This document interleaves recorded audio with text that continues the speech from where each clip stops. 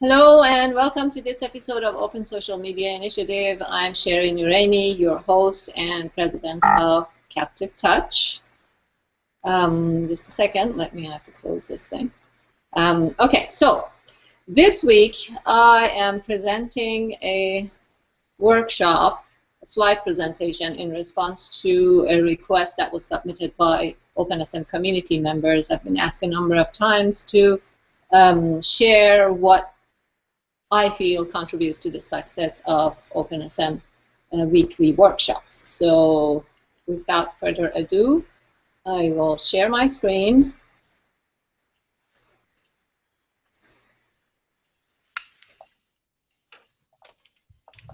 Okay, how to create a successful Google Plus Hangout series.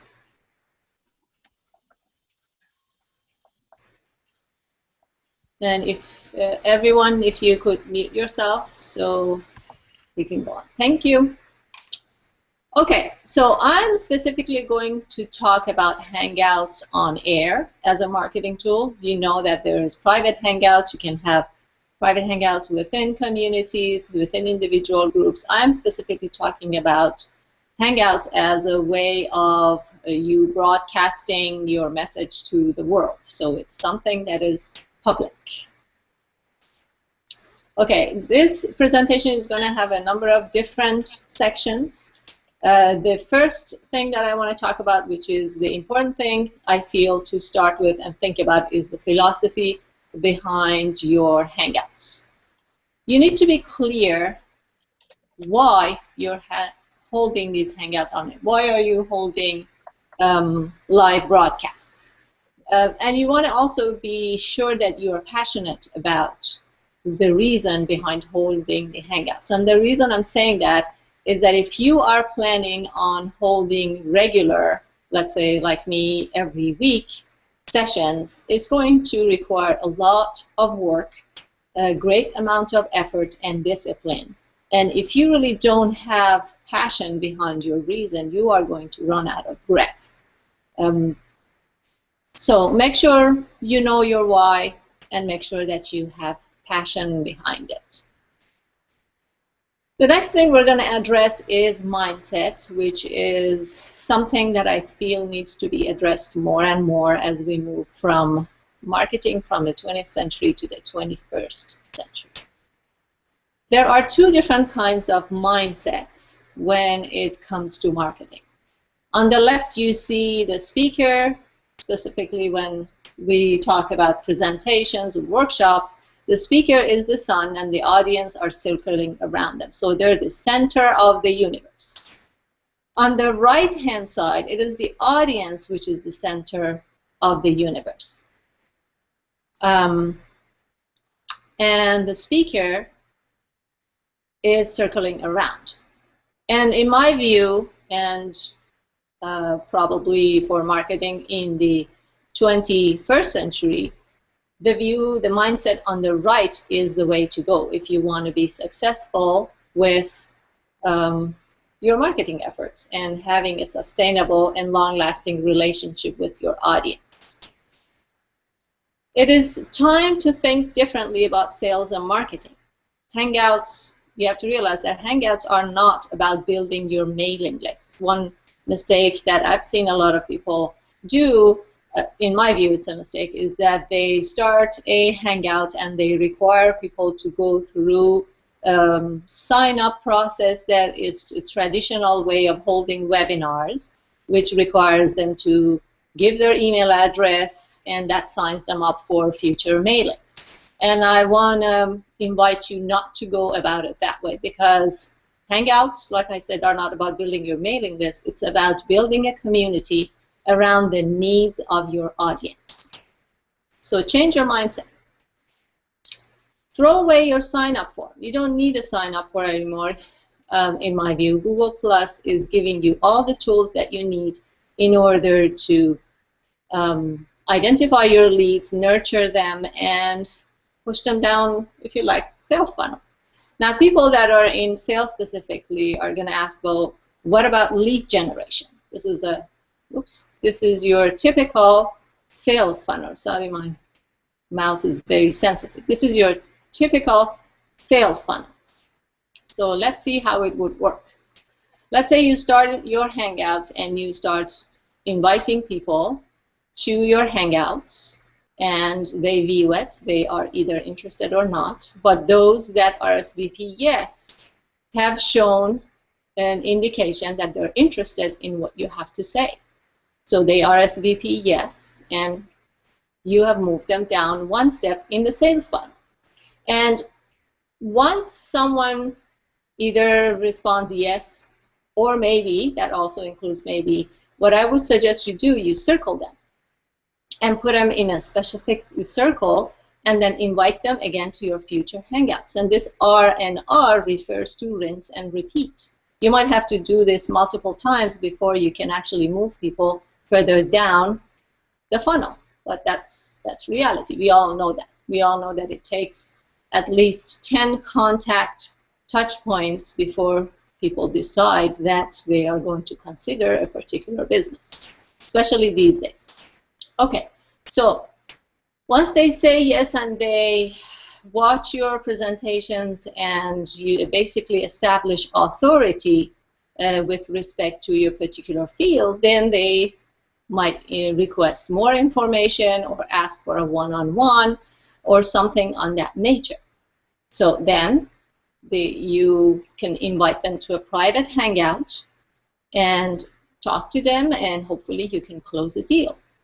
So you see, Google Plus is giving you all the tools that you need. You don't need a separate mailing box, not a mailing box, a sign-up form.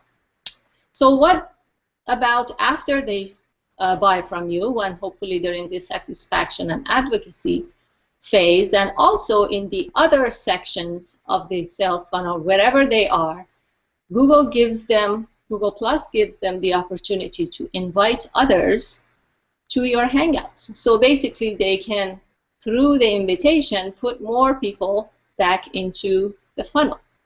So see, Google Plus Hangout without a sign-up form fits perfectly into a sales funnel. So you don't need any more. No one needs more email. Everyone's email boxes is cluttered with emails they don't need.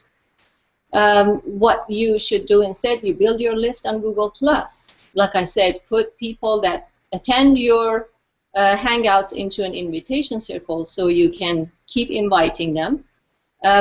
Build a Google Plus community around your Hangouts and invite people there and carry the conversation further into that community. And also, when you circle people, you have the opportunity to go look at their profile and see where else they're connected, and you can take your relationship and touch points to other social networks. So there's your social CRM.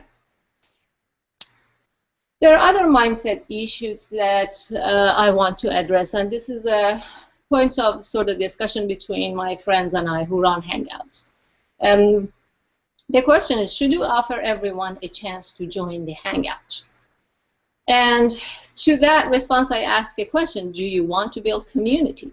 If you want to build community, then everyone in the community should be allowed to join the Hangout.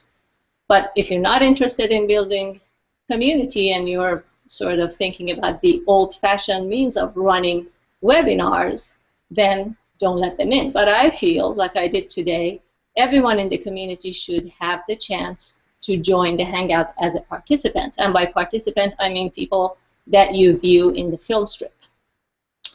So, what if you don't invite everyone? If you don't invite everyone, to me, this is like inviting people to a community event and then shutting the door on their faces. So they show up and say, sorry, you can't come in. How does that build community? And as a moderator, you have to realize that you have the ability to block your audience's microphones, videos, or even eject them from the Hangout. You're in complete control. So what are you afraid of? That's my question. More word on this. A true community, in my view, should be inclusive. There shouldn't be any us versus them. Every member of your community matters. And so therefore you have to make the effort to show them that they matter, but providing them with the opportunity to participate in the film strip. Even if they come and sit there and don't ask any questions, that feeling of being included is very important in building a sustainable relationship with your community. And that's my opinion anyway. You don't have to do it that way. So what about logistics? I would suggest that you create a dedicated email address for your Hangout. Mine is opensm@captivetouch.com. That allows me to keep the organization and logistics of my Hangout separate from all the other emails I get at snouraini@captivetouch. Then create a dedicated community for the logistics. Invite your speakers there, and you can have, that would be a private community where you can have private conversations with your speakers as to the format of the presentations. And it would also be a good idea to create a standard document for your speakers that outlines the rules of engagement with your brand, what it is that you require of them to do. As for me, the only thing I require is that if they have a presentation slideshow, that they would co-brand it with the Captive Touch brand. That's the only requirement. And some people say they would do it, and then they end up not doing it, and then they don't get invited again to speak. So then you might want to also include instructions on setting up a Google Plus profile. Not all of your speakers, especially if you meet them outside of Google Plus, are familiar with the Google Plus platform. What I often do is that I point them to a video by Ronnie Bincer or something, because he's the authority on Google Plus Hangout. So instructions on doing NHOA, it's always pretty much those fabulous instruction videos that Ronnie Bincer puts together. And I'll also provide your phone number so that if they get stuck in traffic or something happens, they can contact you. So how do you find speakers? You basically keep your eyes open. If you want, you can start with some of your close associates that you know are good speakers and are high quality. Start with them, and then you can later on invite other people that are not in your circle of influence. So keep your eyes open, create a special circle for people that you think you might want to invite, and keep them there so you can always have this resource to draw upon. And don't be afraid to approach high-profile speakers, and they are human after all. I have approached a number of really high-profile social media leaders, and I have been delightfully surprised how human and wonderful they are.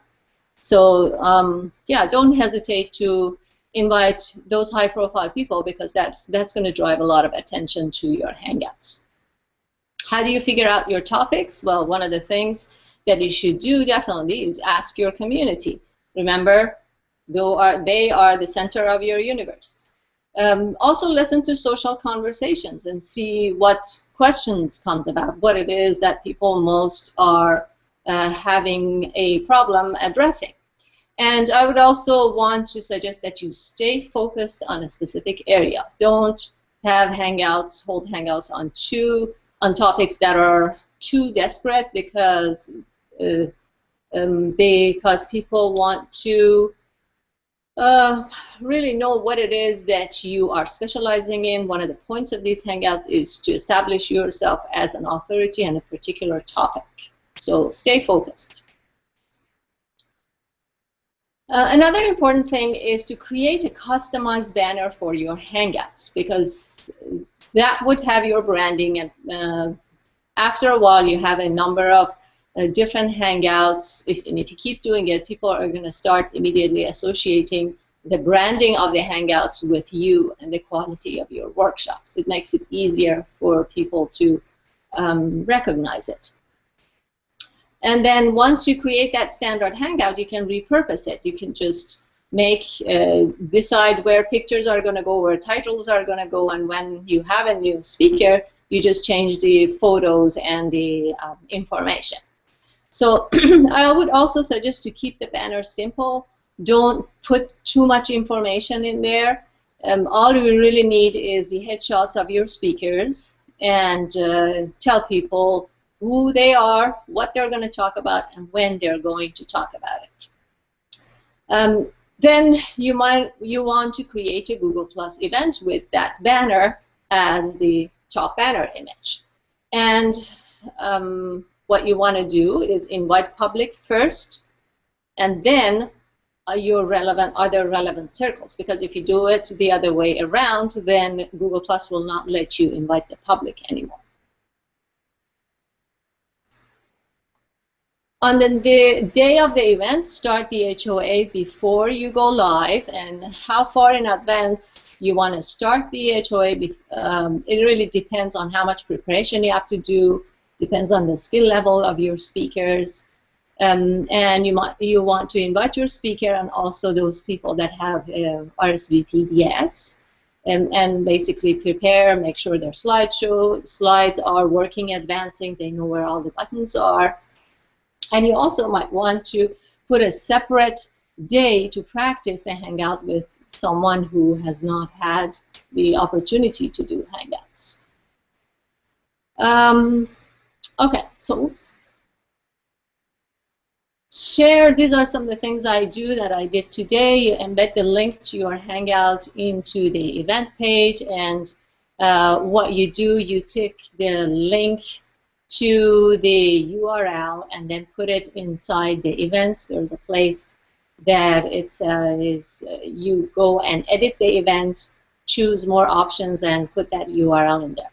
And you can take this embed and put it anywhere on your website. Maybe if you want to host the hangout on your website, you can take that embed and embed the presentation there. Then share the URL to the YouTube, because your HOAs are broadcast on YouTube on the event page for your mobile viewers, because if they are on the go, they can at least watch the presentation online. Then share the link to your Hangouts to the event page so people can join. And some people, like I said, don't like to do that. If you don't want to do it, up to you. But for example, I sent an invite to Dave today, Dave Leopold, and he didn't get the invite, but when I shared the link, he was able to join. So sometimes these invites can be a little tricky. So this is the embed link. Actually, this should say embed this link into your website. I should change that. Then this URL, that's where you use for your mobile viewers, and also add it to to the events page. Then this link on the top, the URL on the top, this is the one that you share so people can join the Hangout. So how do you market your Hangouts? This is what I do, but different people do it a different way. Before the events, like I said, I invite the public, and I usually wait a day, because if you invite it to public and you then invite your circles, and they'll get the invitation twice. They might get a no. So maybe wait a day, or probably later in a day, and invite your other relevant circles. It's really important that you invite people that are relevant to the topic you're discussing. Don't just invite all of your circles. You want to invite share the news about the event on other social platforms. So I take that banner image that I created, and I post the image of the event banner onto Facebook, LinkedIn, Twitter, and then on top of that, I include the link to the Google Plus event page. And because you have invited the public, everybody should be able to see the event page. And like I said, share on these networks. Share the event on relevant communities that are on Google Plus, and also share the event to public again closer to the event date. Sometimes people run into your event on your stream and they want to join. So be sure to outline what you're going to cover in the event description. People want to know what they're going to be getting. It's important. If possible, you might want to have a set of questions or talking points ready. I usually ask my speakers to give me a point form description of what they'll be covering. Another important thing is that just because it is, Google calls it a hangout, doesn't mean you should just go on, start the video and just hang out. You can't expect people to take away time from their busy day and come sit there and watch you just talk. So have a plan, be very structured, and be respectful of other people's time. You'll have a better chance of people attending if they know that they will learn something in exchange for the time they spend with you. And as the time goes by in Google Plus and people get more familiar with Hangouts, they're going to be inundated to invitations to Hangouts. So you want to make sure that when you invite somebody, you give them enough information to choose yours because they know what they're going to get. I also market or promote my events after I do them. So what do? I share my slides on SlideShare, and I embed the video recording into the slide. And I also include, in SlideShare, you can include a lead form in there. That's where the form belongs, after the presentation, not before. I share my slides on Facebook, Twitter, Google+. I sometimes, not very often, I repurpose my content of the HOA to a blog post. It is a good idea to do it anyway, but I just haven't had the time to do it. Just too many things going on. And then one of the things I do when I am presenting, I'm doing a presentation that I feel when I get a good feedback from people and they really love the presentation, I promote it on Facebook. I post it on Facebook and then promote it as a promoted post. So that way I can use that content to basically fill up my lead funnel. So remember this, again, we come back to the old mindsets versus new mindsets. Marketing your HOA doesn't have to be limited to the pre-event. Use the content that you have to raise awareness about your events. And then that way you give people something great, and if they love it, and if you choose carefully the ones you're going to promote, then you can invite them. People can see that these are great workshops, and then you can invite them to your future events. Preparing for the unexpected, and that's something that inevitably happens. So if it happens to you, you're not the only one. What if your speaker doesn't show up? I've had that happen to me. I've had speakers cancel an hour before the show and without any explanation or apologies. Or I have had speakers that had technical difficulties. And it happens to people. So you have to prepare for it.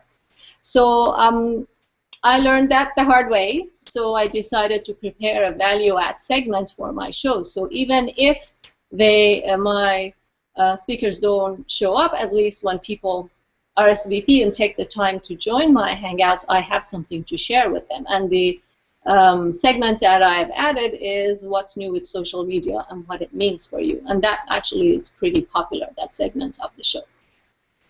What if you have connection problems? And that's happened to me before. One Friday, all my sources of internet were cut off. They were doing something in my neighborhood. There's nothing I could do about it. So those kind of problems happens to everybody, and people are in general forgiving, so don't worry about it. If you're using Wi-Fi to connect to internet, make sure that you don't use a Wi-Fi, use direct line. So you can take from your router a wire and connect it directly into your computer, and close any extra applications that you might have. So what if you let someone in and they ramble on during Q&A, and that happens sometimes. Somebody get the sort of spotlight, and instead of being direct and be concise with asking questions, they just keep talking and talking and talking and don't get to the point. You have to be a ruthless moderator and basically stop people when they are out of control. That you have to do that, otherwise the quality of your show suffers. People that make too much noise, mute them, or you can ask them to mute themselves if they pick their noise. And I'm just using this as a humoristic way. If they're doing something on that is showing on the video that you don't like, you can block their video. You just hover the mouse over their image on the film strip and click the video icon, and they're blocked. If they have copyrighted material in view, you either ask them to remove it, or you can eject them from the hangout, because that could raise problems for you. You don't want copyrighted material on your hangout broadcasts. Some people come in and, like I said, they get the spotlight, they want to ask a question, instead they end up advertising for their business, and they won't stop. Again, this is where you have to be a ruthless moderator and basically stop them. So probably the biggest take-home lesson is that if you want your Hangouts to be successful, give people value and they'll be your advocates. And just to show you that I'm not just giving a speech here, these are screenshots of some of the people that have been attending my workshops, and when I announced the workshop for today, they shared it with their community on Facebook and also on Google+. So these are screenshots from Kitty Walker, and she shared it on her Facebook page, and when somebody inquired, she even shared the link to my YouTube channel, and said that it was a treasure trove. And I'm not saying this just to pump my own information or my channel. I'm just telling you, just trying to make the point that if you give people value, then you won't, others will do your marketing for you, because when they recommend you, they know that their word is respected, that there are people that take their word are going to get value. My other Dorian Van Dam, who also saw this update on Kitty's update, she said that she was teaching a beginner's class, and she's going to share this hangout with her class. And then Joe Sherry from Wild's Heart Social Media also shared it. And I didn't ask any of these ladies to share them. It's just they did it on their own. So thank you for listening, and I would like to answer any questions before I go to my next section of what's new and what does it mean for you. It is so important that we keep up with social media news, and there's some fantastic news that I'll be covering. So for now, I'm going to come back to you.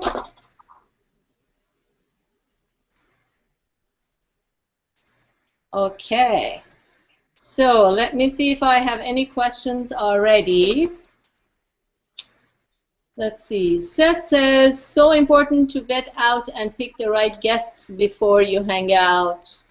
Yeah, that's true, Seth. But again, I think if you are building a community, it's important that you treat everyone the same and give people the benefit of the doubt. And if they come in and don't behave, you always have the control of blocking them and cutting off their video. So that's my view anyway. Not everybody is thinking that way. Okay, so David is asking, do you use HOA instruction sheet to folks just getting involved in HOAs? If yes, could you make that instruction sheet available? Sure, I can. And usually I ask people if they have participated in HOAs. If they say they have, I don't provide it. Only those people that say, you know, Google Plus is not my community, I've never done it. So that's when I give them the information. And HOA, by the way, means Hangout on Air. So anybody else has any questions? You can unmute yourself. And yeah, Sherry, I have a few questions. You mentioned at the beginning the goal of these weekly sessions is to build a community. Now in Google Plus, you can have your personal profile, you can have your company page, you can have your community. when you create the event and send the invites, do you send it as on your personal Google Plus or the page, or you put the event in the community? I started out when Google Plus Hangouts started out. They started out May of last year, and I started my Hangouts in June. And at that time, Google Plus pages aren't that advanced, or it wasn't something that people were paying too much attention. So I started my presence on Google Plus as a personal profile. And I send my invitation as myself, and I always think that it's best to make personal relationships with people rather than brand relationships. Sometimes, I mean, if you are a brand and you need to do it as a brand, that's fine, but make sure your brand has a human face. So yes, I send it as myself. My YouTube channel is under my personal profile. I like to keep it personal. Oh, okay, so then the question is, your community seemed to have about 61 people for the last, I don't know, couple of months. Mm-hmm. So if the goal is to build a community, increase the community, and you have these weekly sessions, how come it's still at 61? How come? Because I use that. Yeah, that's an excellent question. The community that you are in, I used for logistics. It's not for the community that I'm building. And with respect to the community that I'm going to build around the Hangouts, I've been debating about how exactly to do it, and I finally have figured out a way. So pretty soon you're going to be hearing about that particular community. But just because I call it a community, it doesn't have to necessarily be inside a community. As long as people keep hearing about your Hangouts on a weekly basis, and they come to you for questions, and they recognize you on Google Plus, that's a community. So what you really meant is you're trying to build your followers. Exactly. Yeah. Okay. But the way you approach it is that don't think of them as followers. Think of them as the center of the universe. Put them first, rather than thinking that you are going and they are following you. That's really important. That the success of anything you do with social media has to do with that mindset. Yeah. Okay. I have some technical questions that I encounter with Google, and maybe you can solve those. It appears that Google, if you are a Google evangelist and you use Google tools and use Gmail, then everything works fine. But if the person doesn't use Gmail and doesn't use the Google Calendar, Google Plus doesn't have a clean way to put those events in Outlook or any iCal calendar. It doesn't seem to have that, and that's one of the reasons that I miss most of your weekly events, because they don't appear on my calendar. Also, Google doesn't seem to care about time zones, so they don't really. When you set an event, for example, today, you specifically wrote PST, but most people don't just schedule an event and they don't specify the time zone. In fact, last week, LinkedIn wanted to interview me, and they use a marketing firm in California. They called me 3 times. We set an appointment for 11 a.m. They didn't specify time zone. Well, at 11 a.m. my time, they weren't there. And I called them back on it, and actually I got $75 for them because of their mistake. Yeah, so those are few technical issues that Google doesn't seem to care, and that's why some of those meetings, people, even though they wish to come to those meetings, since they don't appear on their calendar, it doesn't happen. Actually, some people have told me that they would like me to remove them from the invite list because it adds them to their calendar. So that could be a negative thing too. I think it comes back to the person who is holding the Hangouts and being mindful of the fact that different people live in different time zones, and make sure to put the time zone. Whenever I go to an event, it always shows the event time as my time zone. You might get it differently in the invite. In the invite, it is at the speaker's time zone, but when you go to the actual event page, it displays it as your time zone. So but if it's not in the calendar, that I will not go to the event page on the right time because it doesn't appear in the calendar. Oh, so you're solely dependent on your calendar? Yes. And you use Google Calendar? No. Oh, okay. Well, so when I register for an event, there is no way for me to put it on my calendar. That's the problem, right? Oh, I see. Do you get the reminders from Google? Yes, but Gmail is not my number one source. It doesn't have to be Gmail though. Yeah. Because I don't use Gmail with my profile. I use my Captive Touch. Yeah. Okay. So you don't get the invite. Do you get the invites, Michael? I do get invites when I look at my Gmail, or when I look on Google Plus. I do get the invites. Yeah. Yeah. As far as analytics, you say that you don't collect the signing form. What kind of analytics you have as far as how many people right now are on, beside the one that we see at the bottom, which I believe you are allowed to have up to 9 people on the same session, but other people may be listening.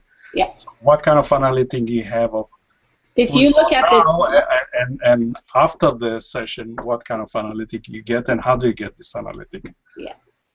If you look at the top part, if you look at when you host a Hangout, there is your screen, and then on the top, I should move my hand like this. It tells you the number of viewers, and it doesn't count the ones that are sitting in the film strip. So it tells you how many people are viewing live at that point. And then I pay close attention to 2 things. One, the number of people that have RSVP'd for my event that are new. So my goal is to increase the number of people on my invite list. And then another thing that I pay attention to is YouTube analytics. And one important analytic that you want to consider with respect to success of your Hangouts is the retention time. In the beginning, I was not very careful about the beginning of my videos, and I would just talk too much, and the videos sometimes would get too long, and I would see a drop off. Then I looked at the different slide presentations that people gave, and some of the Hangouts had really, really good retention time, which indicated to me that giving slide presentations is the best way to keep people around. Those speakers, and specifically I'm referring to Beth Browning. She's one of my best speakers. She's an SEO expert, and she had the best retention times because she has really good slide presentations. She's clear, and she is very concise, and quickly her presentation is over. So these are some of the lessons that you can learn from that. And then again, the size of the people in your circle and the number of people that you basically have to sort the kind of people that come to your Hangouts, because not all of them, specifically in my field, not all of them are the ones that are going to be my customers. A lot of people that attend my workshops practice in my field. They're social media professionals.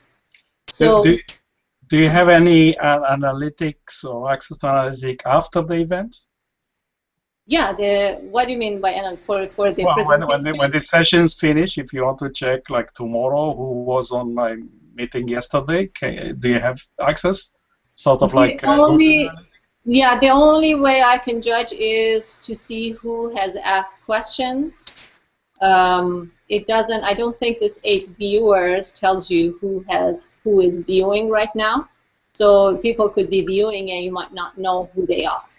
What I do is that after the event is over, I edit my video and then I send it to those people who are SVBDS and Navy, and that goes to them as a message.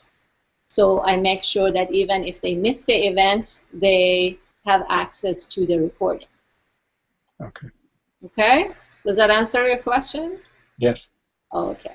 Anybody else?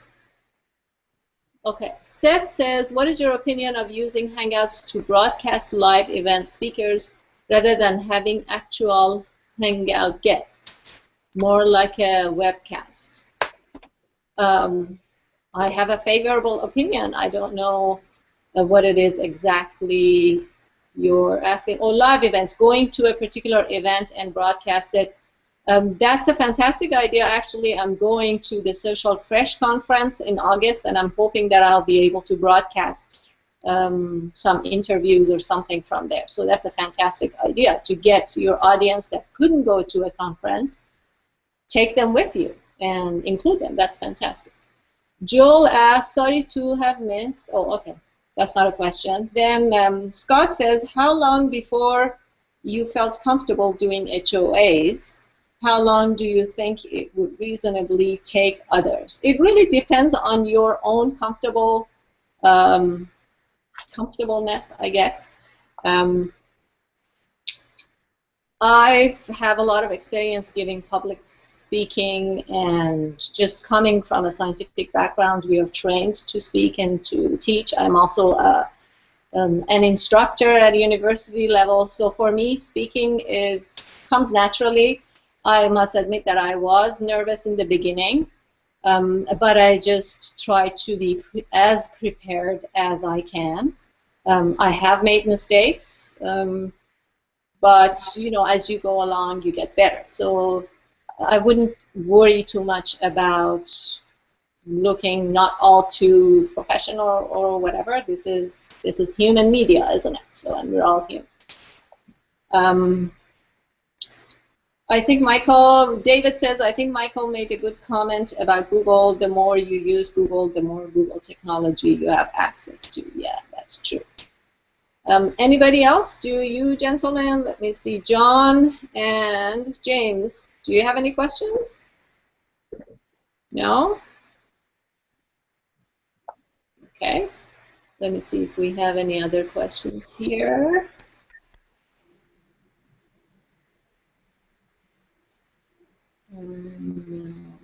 Let's see. No, we don't.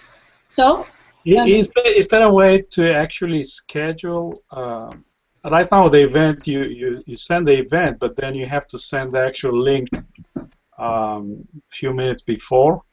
Is there a way to have a link that's reserved that you like if you have a weekly meeting, to have that link so you don't have to every time people have to log into one place and then go to another page to find the link?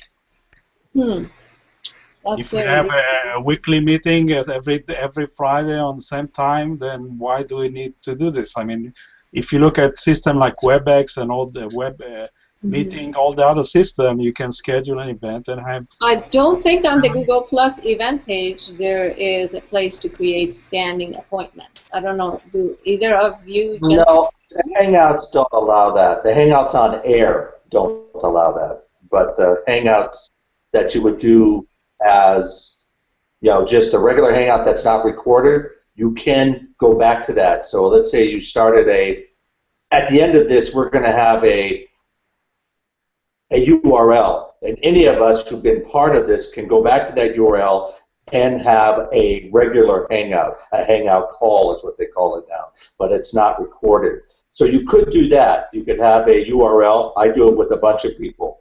We get together all the time, the same URL that I've had for about, I would say, 4 or 5 months.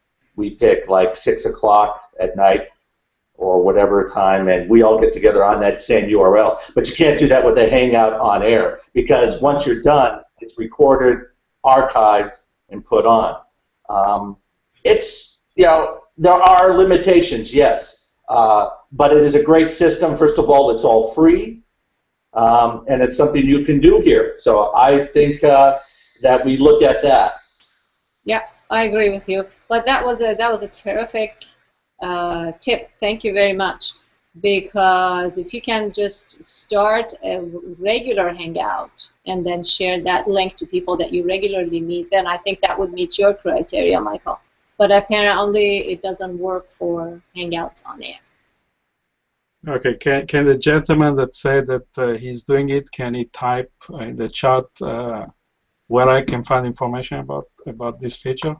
He just left the screen, but I think if you just start a regular hangout.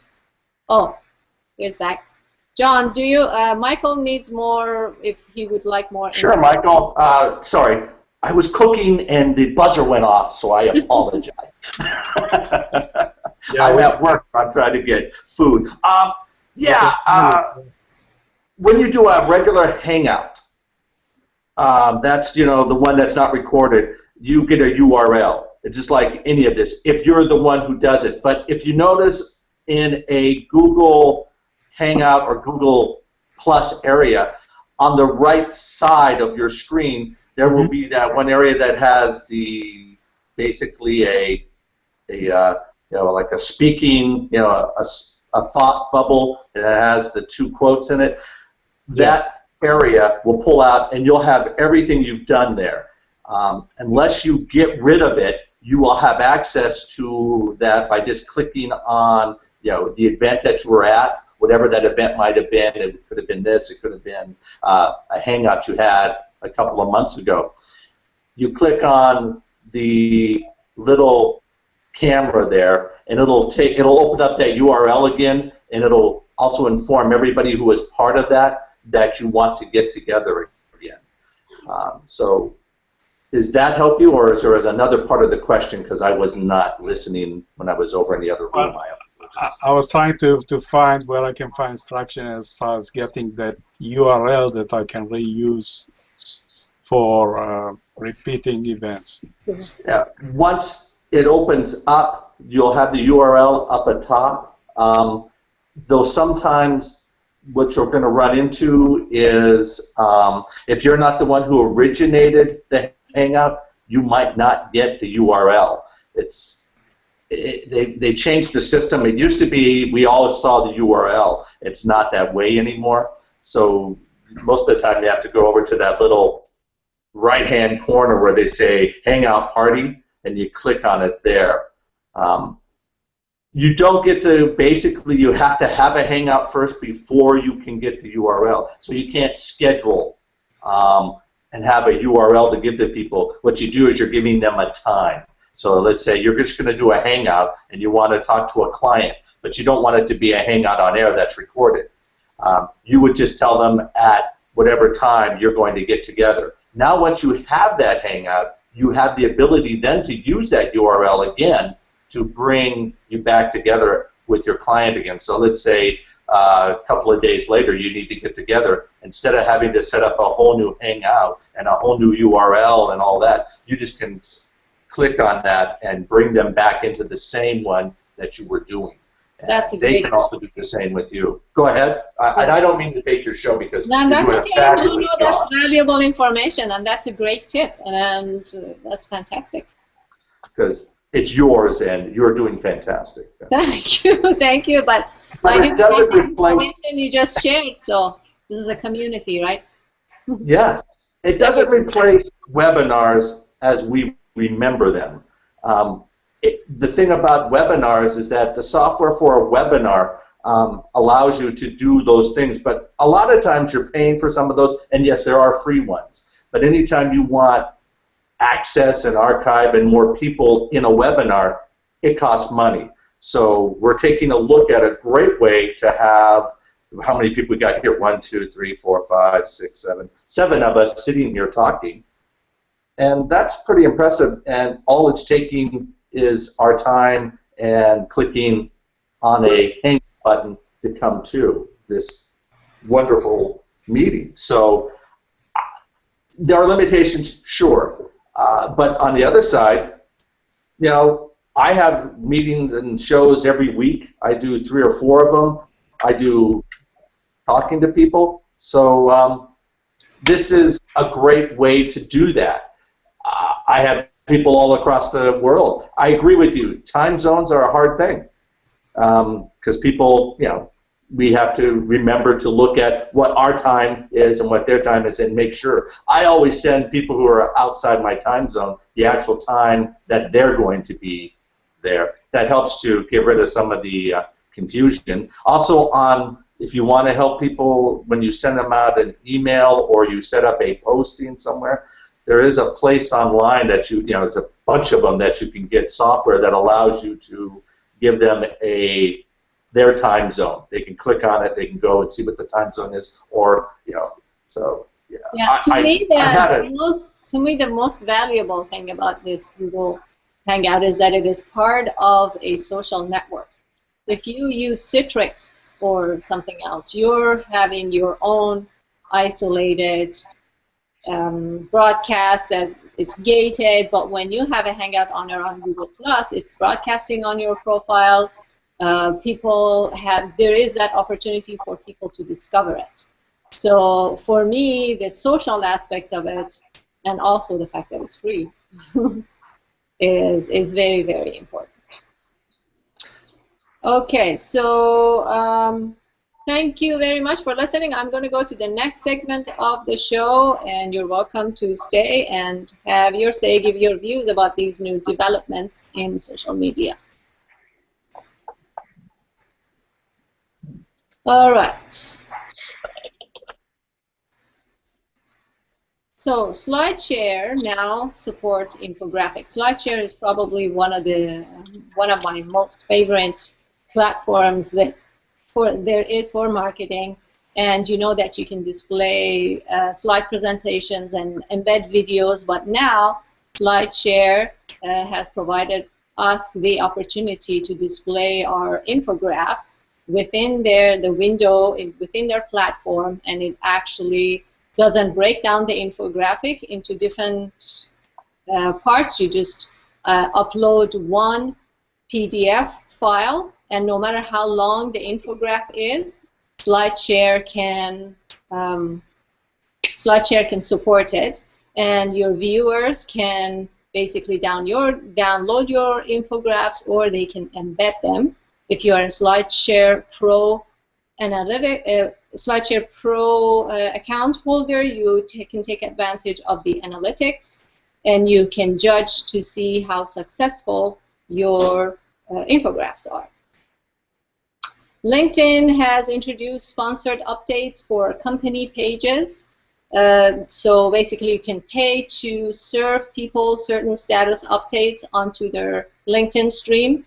The updates are served on desktop, tablet, and smartphones, and because of the incredible amount of data that LinkedIn has of its users, these status updates can be hyper-targeted. There are examples on the LinkedIn blog of brands like HubSpot who have seen amazing results from their sponsored updates, and LinkedIn has also published a nice comprehensive guide for their sponsored for this product, and I have provided you with a link in here if you wanted to go and download it. Something interesting that LinkedIn is doing, it is doing research to find out how inspired people are at their work. So you can participate in the survey, and once you participate and submit your results, you see another nice set of cool data that you can look at. If you want to participate, you can follow the shortened link, and basically you run into a page like this, and you can slide this thing. Either if you're not inspired, you move it this way. If you're really inspired, you go that way. You submit it. If you want, you can add some additional comments, and then you get a score, and you can compare your inspiration with other people. You can now get a YouTube subscription button for your blog. You can just get the code from Google and embed it into your blog wherever you want. This is the one I've used on my blog. And how to get it, you go follow this link, or I've shortened it for you here. You indicate the name of your YouTube channel here. You can choose the layout and the theme, and then Google will automatically create a code for you, which you copy and paste it into a text widget. Speaking of subscriptions, if you'd like to subscribe to my YouTube channel, you can follow this link and click the subscribe button. I've also put a link behind this image. You can just click it, go to my channel, and click the subscribe button. And as you know, I have weekly updates. There is some interesting news about Google Hangouts via TechCrunch. Hangouts plus e-commerce is HelpOut. So there are rumors that Google is testing out a platform where people can sell their services through video hangouts. Right now they have categories for computers, education, food, so you can give cooking classes, you can give health advice, you can teach people how to repair stuff and show them how to do hobbies. So this screenshot, which has been looked at, is give your own HelpOut. HelpOut is a new way to provide real-time help over video chat anytime, anywhere. Turn your skills into a business by offering instant help or scheduled classes. So businesses like Udemy and Skillshare and things like that might want to take note and be a little bit worried if this becomes a reality. So this screen share shows that you can actually schedule hangouts with people to teach them stuff. This is great for service providers. So what is the lesson from this? Build your community via Hangout on air, and sell via HelpOuts if you're a service-based community, and probably in the future those who sell products will be able to use it too. So when this becomes a reality, it is still unknown.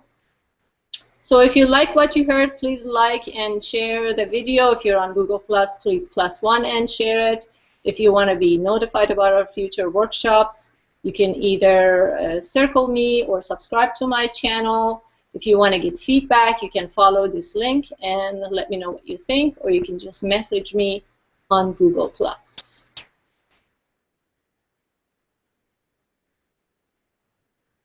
Okay, so that's it. Our gentlemen have left, so it's just you and I. Do you have any input, James? Do you have any comments? No, I thought it was really very helpful. I think a good breakdown, some excellent points were made earlier at the sort of the Q&A session when the other gentlemen had the opportunity to share some of their thoughts. I think there were a couple of sort of key points made about from an integration perspective as to how easy it was to get involved or at least aware of sort of Google Hangouts that have been scheduled. I think my feeling about that is that there's a certain expectation that Google should be providing the sort of the facility to be taking this information out of the Google Plus arena or out of the Google technology, which I think is perhaps a little bit unfair on Google. They provide all of these great features and all this great technology, and my organization is a Google Apps organization, so we're very integrated with Google, so I'm sort of biased in that regard, but still as a Gmail user, I see no reason why someone shouldn't use that technology. It's there, it's provided, and the expectation of, because I don't use it and I use something else that's third party and actually owned by a competitor, Google should actually provide the facility for me to take that and use it for them. And I was a little bit kind of unsure about where that was sort of going, because I thought, well, no, if someone expected me to provide a resource to one of my competitors, I would probably resist that, I feel. I agree. Having said that, I'm actually aware of a variety of technologies which you could use to integrate Google Calendars to things like Outlook calendars, so that's probably an option for that gentleman. But yeah, I think it's Google Plus as a concept is absolutely wonderful in my opinion, and probably something that really warrants further investment from the social media industry.